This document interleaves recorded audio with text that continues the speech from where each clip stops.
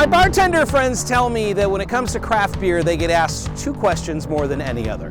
What do you have that's new, and what do you have that's local? And boy, do we have that for you on this episode of Brewed. We're here in DeWitt. Behind us, a brewery that has been years in the making. We're also going to visit a new place to get craft beer. New places and some familiar faces on this episode of Brewed.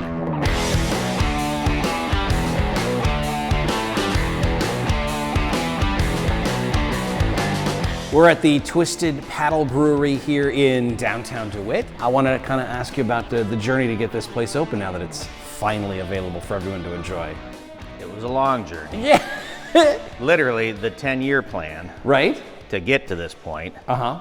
I used to do TV stuff, Dish Direct, and I seen the writing on the wall, everybody's going streaming. So about 10 years ago, I thought in my head, I'm gonna have to shift careers. Right. And oddly enough, it all timed out where my wife had bought me a little homebrew kit, and it wasn't great, but it wasn't horrible. And literally, just like a cartoon, light bulb, you could almost see it above my head. I thought, if I can teach myself how to brew beer, I could open a brewery. You very quickly turned from hobbyist into, this is my new thing. Absolutely. Wow. So I literally tried to crank as much as I could out, every 2 weeks, just like a machine. Uh-huh. Brew. Did that kind of sour you, if you'll pardon the pun, on the experience? Because, a lot of times you fall in love with it as a hobby, right? And then it becomes work. If it's work, did that kind of rob you of some of the joy? It literally became my favorite hobby. As soon as I started brewing, love it. Right. It's like cooking for me, Put in good comes out. And I just continuously was like, I just knew in my head that I was going to do this. So over the course of this 10-year span, I'm buying stuff, I'm stockpiling, I'm driving to Chicago and getting walk-in coolers, putting them in storage, buying kegs, putting them in storage, buying fermenters, putting them in storage. And my wife kept saying, why are you buying all this stuff? You didn't have the brewery, but you were buying walk-in coolers and kegs for the eventual someday I will own a brewery. Yep, it's just, in my head I could see it. Wow. So I just kept buying stuff, and until we got the building, once we bought the building, she says, we're actually going to do this? Wow. And I said, yes, I have been telling you for how many years that we're going to do this. So all this time you're accumulating brewery supplies. Yep. She just thinks, oh, that's Adam off on another one of his crazy ideas. Pretty much. It isn't until the building is purchased. When we got the building, she's like, we're doing this, Do you look back once you open it up and say, I saved a lot of money by buying this stuff 5, 6, 7 years ago? Oh, absolutely. Yeah. I've been drinking craft beer since the mid-90s, and I always wanted to open a brewery. Right. But I think, that's unattainable. Right. Unless you're just like rich or whatever and you could do it. Right. And if I'm buying stuff incrementally, then I could acquire all the stuff I need to do it. Right. Over a period of time, so I wouldn't necessarily have to do it all at once. And that was what I was shooting for, was acquire stuff so that when I finally got to the point where we could actually find a place to do it, I basically had everything. You were telling me before we started cameras rolling here that one of the things you love about this job, in addition to your love for craft beer and making people happy with it, you don't mind that you're working inside for the first time in your life. Oh, I love it.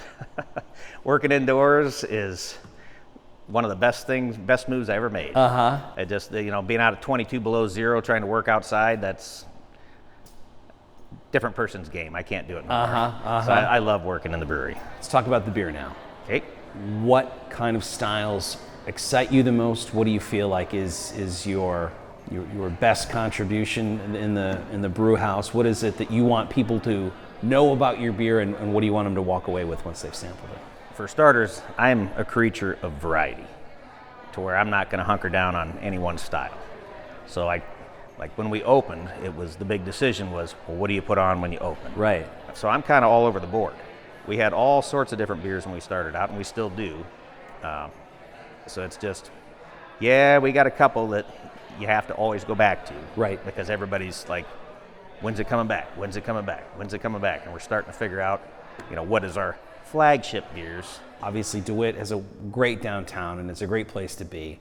But it's also in between different spaces. Oh yeah. So I have to imagine beer tourism has never been bigger. Help me understand how that works out, where you get people, I'm sure there are a lot of people, a lot of faces that you see all the time that are regulars, but then probably some folks that come in here once or twice in their lifetime. Well, we generated another little leapfrog spot where you could go from the Quad Cities, let's say to here, to possibly either Maquoketa or Clinton, which is the other two closest breweries. Right. From there, you could bounce to Bellevue, to Dubuque, right, or whatever. But I've got people that are coming all the way from St. Louis. Yeah. That called me the other day and wanted a hotel recommendation, and they came in and hung out. And I actually hung out with them for about a half an hour, chit-chat and whatnot. And they were going up to some cabin, 10 miles south of the Canadian border. Wow.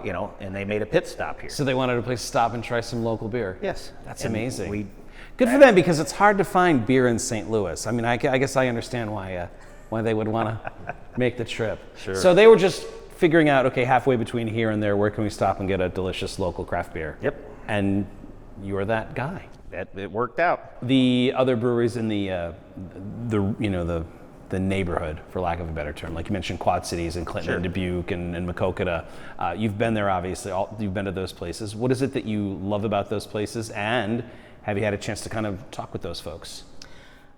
I have had actually probably at least 5 of the different brewery owners show up here, and we just hung out and talked, and they're super nice, and I love all their establishments, so that's cool. Right. And just the fact that they came in here, I'm like, I don't know if there's any other industry like this. Right. But every single person that's come in here, brewery owner or head brewer or whatever, has absolutely nothing except help to offer. If you need anything, you let us know. If you're short on hops, if you need this, if you need that, you call us. Right. We're going to hook you up. Right. And I don't know any other industry that's like this. So it's very community oriented. What do you think it means to a town the size of DeWitt to finally have their own brewery? I think it's going to be good for DeWitt. I think we're going to bring in traffic. I know that there's other people that used to have the hobby of going brewery to brewery to brewery to brewery. Sure. For their Sunday fun day or whatever they're doing. Oh, there's enough of them. There's even TV shows about it now. That's right. All this talking about beer has made me powerful thirsty, Adam. Can I try some of the Twisted Paddle Brewery? Absolutely. Up, and away. Coming up next on Brewed.